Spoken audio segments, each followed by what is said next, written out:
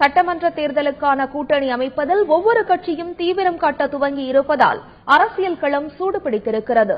தமிழகத்தின் முக்கிய கட்சிகள் கூட்டணிக்காக தேமுதிகவை நோக்கி பயணிக்க துவங்கி இருக்கின்றன. தேமுதிக எந்த கூட்டணியில் இடம்பெற வாய்ப்பு அதிகம் என்பதை அலசுகிறது இந்த செய்தி தொகுப்பு. 2005ஆம் வருடம் தேமுதிகவை துவங்கிய விஜயகாந்த் தானே அதிமுக திமுகவுக்கு மாற்று என்றும் யாரோடும் கூட்டணி இல்லை என்றும் அரசியலில் அடியெடுத்து வைத்தார். ஆனால் கடந்த சட்டமன்ற தேர்தலில் அதிமுகவுடன் கூட்டணி வைத்தார். எதிர்க்கட்சி தலைவர் அந்தஸ்துக்கு உயர்ந்தார். பிறகு அதிமுக தேமுதிக கூட்டணி உடைந்தது. நாடாளுமன்ற தேர்தலை பிஜேபியோடும் மற்ற கட்சிகளோடும் இணைந்து சந்தித்தது தேமுதிக. இந்நிலையில் தற்போது எந்த கூட்டணியிலும் தேமுதிக இல்லை என்ற நிலைப்பாட்டில் இருக்கும் விஜயகாந்தை கூட்டணி மேகம் மையம் கொண்டுள்ளது. அரசியலில் நீடிக்க ஆளும் கட்சிக்கு எதிரான அணியில் தேமுதிக சேர வேண்டும் என்றும் அதனால் விஜயகாந்த் திமுகவுடன் கூட்டணி சேர வாய்ப்பு அதிகம் என்கிறார் அரசியல் விமர்சகர் ரவீந்திரன் துரைசாமி. விஜயகாந்தை பொறுத்தவரையில் அதிமுகவுடன் கூட்டணி சேர்ந்ததனால்தான் 29 இடங்களில் வெற்றி பெற்றார்.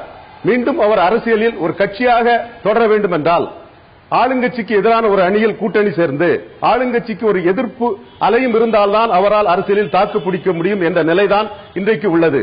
மேலும் திமுக கழகமும் எப்போதும் இல்லாத அளவு பலகீனமாக இருப்பதால் எதிர்க்கட்சியான திமுக கழகத்துடன் தேமுதிக கூட்டணி சேர்ந்தாலும் கூட பலமான அதிமுகவை எதிர்கொள்வதற்கு மேலும் காங்கிரஸ் போன்ற கட்சிகள் தேவை என்ற நிலைதான் உள்ளது.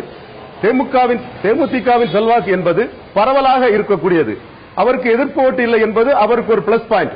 2G அலைக்கற்றை வழக்கு மற்றும் சொத்து வழக்கு மீதான தீர்ப்புகளை பொறுத்தே அரசியல் நிகழ்வுகள் அமையும்.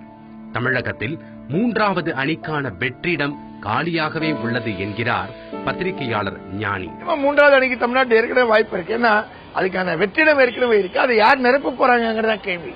இப்ப இருக்கிற மக்கள் நல கூட்டணி தான் அந்த இடத்துல ரொம்ப முக்கியமான இடமா இருக்கு. ஏன்னா அது ஒரு வேறுபட்ட வெவ்வேறு அமைப்புகள் அதுக்குள்ள ஒன்னா வந்திருக்காங்க.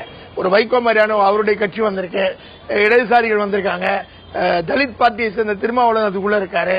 இந்த ஒரு பல்வேறு சக்திகள் இணைந்த ஒரு மாற்று அணி அதுதான் இப்போதைக்கு இருக்கு.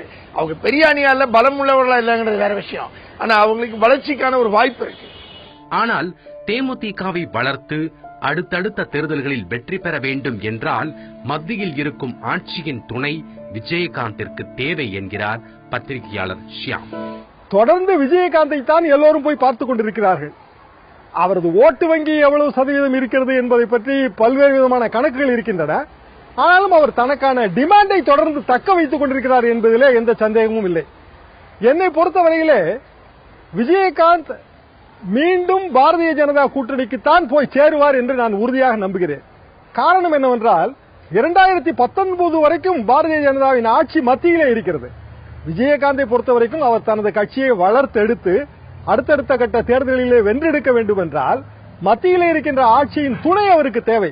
யார் யாரோடு கூட்டணி சேருவார், எந்த கூட்டணி வெற்றி கூட்டணி என்பதை பொதுமக்கள் அளிக்கும் வாக்குகள் தான் முடிவு செய்யும்.